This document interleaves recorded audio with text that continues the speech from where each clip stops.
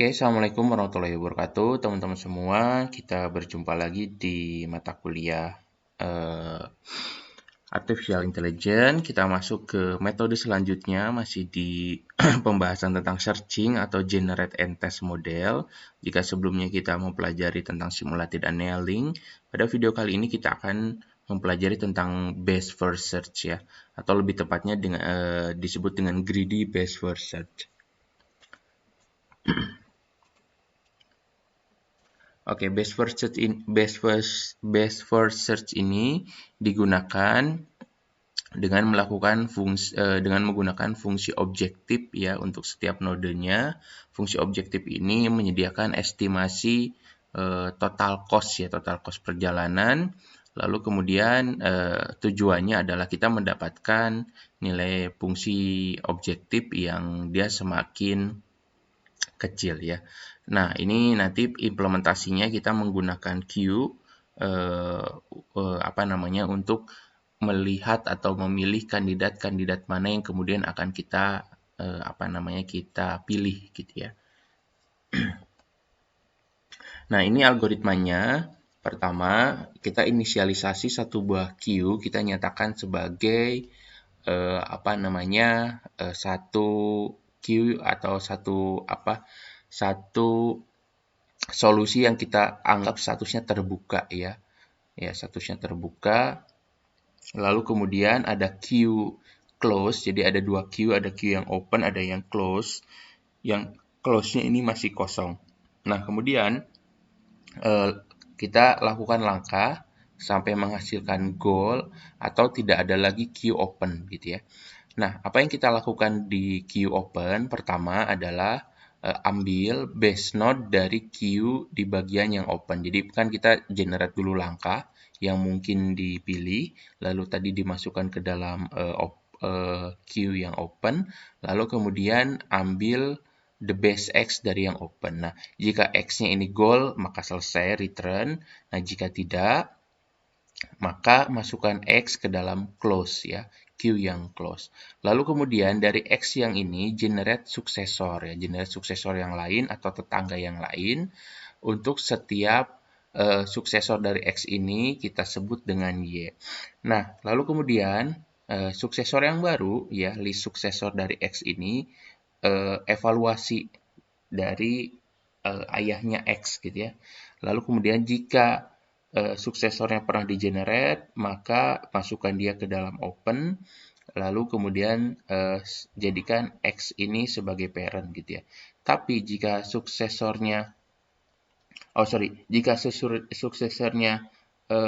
belum pernah di-generate sebelumnya gitu ya, belum pernah di-generate dia yang baru, maka nyatakan sebagai open, masukkan ke dalam X ini sebagai parent-nya, nanti diambil lagi yang terbaik. Nah, jika sudah pernah suksesornya pernah dibuka, tapi dengan parent yang berbeda, evaluasi X-nya. Jika X-nya lebih baik, maka rubah parent-nya gitu ya. Lalu kemudian kita evaluasi semua suksesor dari X. Jadi kita merubah parent-nya. Nanti kita lihat dalam bentuk contoh. Nah, greedy best first search ini karakteristiknya dia simple best first search, sebenarnya lebih simple dari best first search yang sebelumnya kita bahas di uninformed search. Lalu dia hanya mengevaluasi cost, gitu ya. Lalu kemudian karakteristiknya dia complete atau dia komplit tapi tidak optimal gitu ya, karena tadi ada proses di mana dia membuka seluruh kemungkinan ya.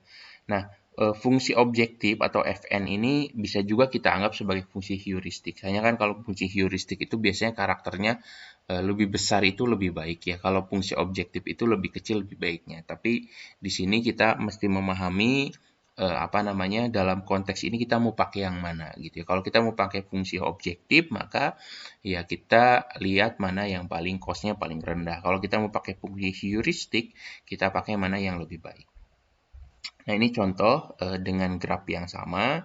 Dari start ke goal, kita punya status open dan close. Nah, dari S ini, dia mengenerate semua anaknya. Nah, kita di sini menggunakan fungsi heuristik ya, yang H yang ini ya. bukan yang cos yang ini ya. Sementara kita pakai yang H dulu. Nah, ini statusnya semuanya open. Dari yang open ini kita evaluasi mana yang the best. Nah, yang the best itu kan yang ini, yang H-nya 8. Dari sini, maka C ini kita masukkan sebagai close ya, sebagai close. Lalu kemudian di open yang berikutnya H, B, dan A ini jadi yang statusnya open. H, B, dan A, cari mana yang lebih baik. Ya, cari mana yang lebih baik. Oh, ternyata di sini yang lebih baik adalah H ya. Maka dari H hanya close, lalu kemudian generate lagi. Dari sini ada apa namanya H14 di sini D heuristiknya 14, I3, lalu B ini 15, H ini 21, yang lebih baik yang I, maka dari I dia generate lagi. Nah, dari I ketemu langsung ke goal, maka goalnya ini masuk dalam close ya. Seperti itu. Jadi buka satu buah bukan satu buah ya, buka semua tetangga dari satu buah node yang close ya, lalu dinyatakan sebagai open, lalu pilih ya. Jadi setiap open ini nanti statusnya dianggap dia setara gitu ya, seperti itu. Nah, greedy best versus ini dia komplit ya, komplit karena dia bisa mendapatkan yang paling terbaik, hanya saja dia tidak optimal. Nah, time complexity-nya itu bergantung dari B kuadrat ya, B pangkat M ya, di mana ini tergantung dari banyaknya kedalaman gitu ya, kedalaman dari setiap pokoknya. Sama juga space complexity-nya pun juga seperti itu. Oke, itu untuk greedy best versus. Nanti kita akan lihat dalam bentuk contoh gitu ya, atau bentuk kasus di video-video selanjutnya. Terima kasih. Assalamualaikum warahmatullahi wabarakatuh.